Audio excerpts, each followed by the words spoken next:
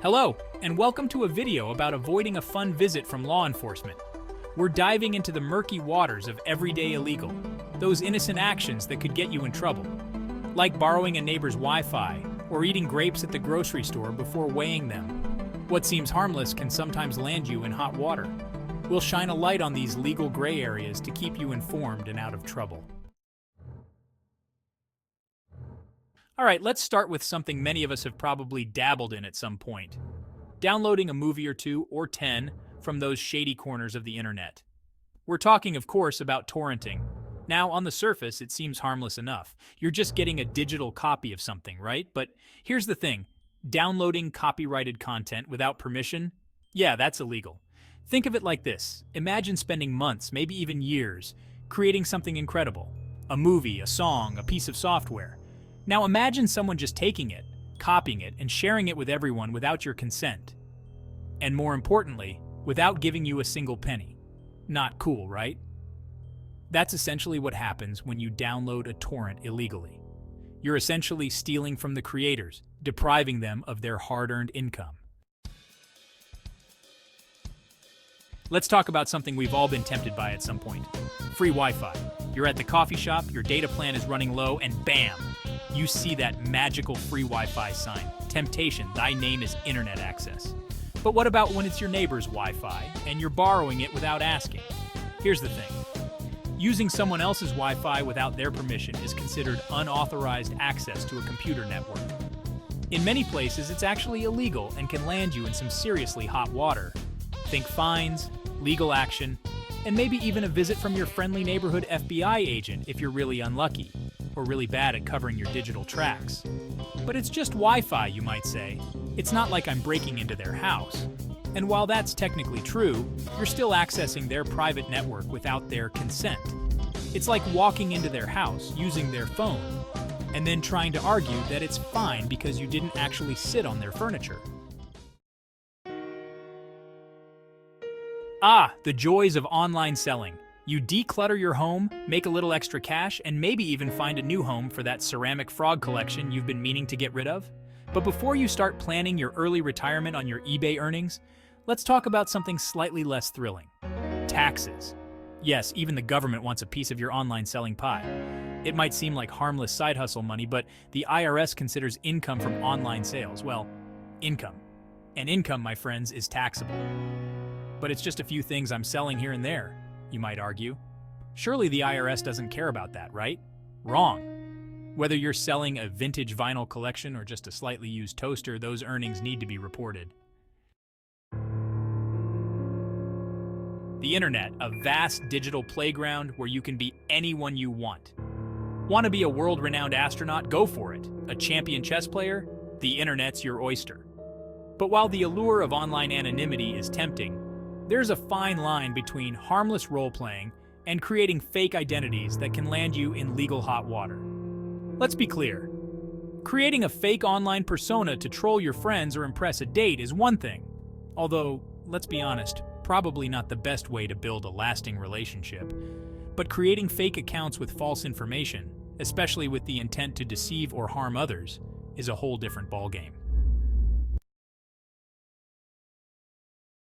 We live in a golden age of television and film, with more streaming options than we can shake a remote at.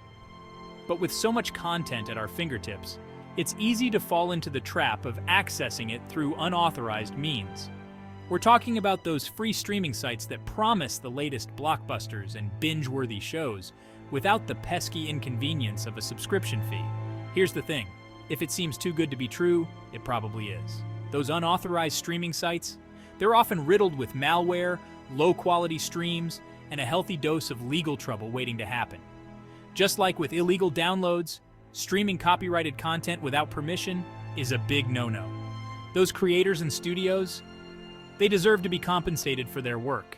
And those free streaming sites, they're essentially stealing viewers and revenue from the legitimate platforms. But I'm just one person, you might argue. Picture this. You're at the grocery store, stomach rumbling, and you spot a tempting display of grapes. You pluck one off the vine, pop it in your mouth, and savor the sweet, juicy goodness. Harmless, right? Well, not so fast. While it might seem like a minor offense, eating food from the grocery store before you've paid for it is actually considered shoplifting. Yes, even that single grape. Think of it from the store's perspective. They're losing inventory, even if it's just a small amount. In the digital age, it's easier than ever to access and share content. But just because something is readily available online doesn't mean it's free for the taking, especially when it comes to copyrighted material. Copyright law protects the creators of original works, giving them exclusive rights to control how their work is used, distributed, and reproduced. This includes everything from music and movies to books, photographs, and even software code. Now you might be thinking, but I'm not selling it. I'm just sharing it with my friends. While it's true that personal use is generally permissible, using copyrighted material for commercial purposes, like in advertisements, on websites, or in any way that generates revenue, is a different story. Imagine this. You're a musician who has poured your heart and soul into writing and recording a song. Let's talk about something we all know is dangerous, but often do anyway. Texting while driving. We've all been there, right? Stuck in traffic, phone buzzes, and we think, just a quick glance. But here's the thing, that quick glance could have deadly consequences. Texting while driving is not just irresponsible, it's illegal in most places, and for good reason. When you're behind the wheel, your focus should be on the road, not your phone. Distracted driving is a leading cause of accidents, and texting is one of the most dangerous distractions out there. Think about it. When you're texting, you're taking your eyes off the road, your hands off the wheel, and your mind off driving. You're essentially operating a 2-ton hunk of metal with only a fraction of your attention. It's a recipe for disaster. We live in a world where recording devices are everywhere, from our phones to our laptops to those creepy little smart speakers that seem to be listening even when we don't want them to. And while recording conversations can be perfectly legal in some cases, it's crucial to understand the laws surrounding consent, especially when it comes to recording someone without their knowledge. In many jurisdictions, recording a conversation without the consent of all parties involved is illegal. This is known as wiretapping or eavesdropping, and it can carry serious legal consequences, including fines and even jail time. Now, there are exceptions to this rule. For example, in some cases, you may be able to record a conversation if you are a party to the conversation and have a reasonable expectation of privacy.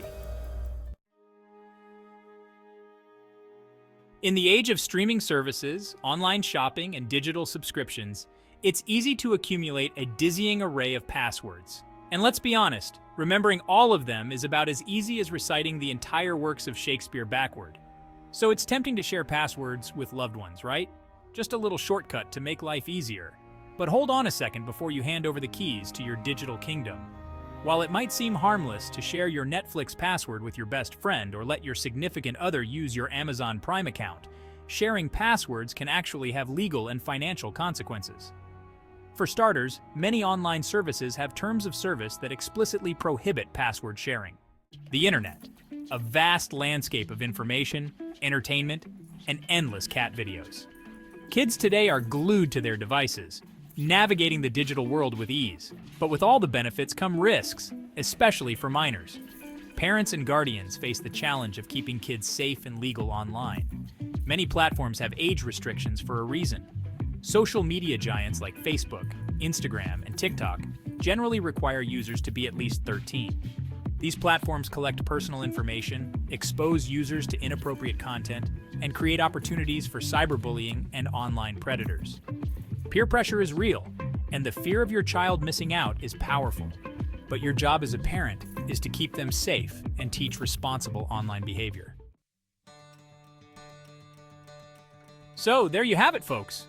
A crash course in everyday illegal, those seemingly harmless actions that could land you in hot water. From torrenting movies to sharing passwords, it's easy to fall into legal gray areas without even realizing it. But ignorance is not a defense in the eyes of the law. The good news is that by staying informed, making ethical choices, and using common sense, you can navigate the complexities of the legal system and avoid those awkward encounters with law enforcement. Remember, it's always better to be safe than sorry. Thanks for watching, and don't forget to subscribe for more informative and hopefully entertaining content. Stay safe, stay legal, and we'll see you in the next video.